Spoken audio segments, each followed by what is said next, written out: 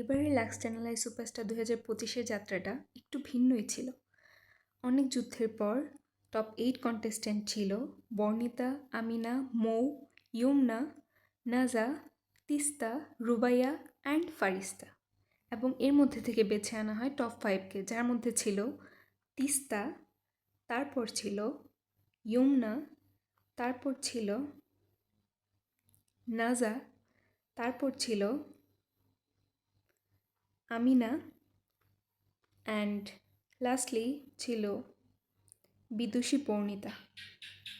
এবং সব কিছুর শেষে আমরা পেয়ে যাই গ্র্যান্ড ফিনালের মাধ্যমে আজকে সেকেন্ড রানার আপ পেয়েছি আমরা আমিনাকে, এবং ফার্স্ট রানার আপ অর্থাৎ সেকেন্ড হয়েছে নাজা, এবং ফাইনালি আমাদের মোস্ট ওয়ান্টেড লাক্স চ্যানেল সুপারস্টারের উইনার হয়েছে বিদুষী পর্ণিতা।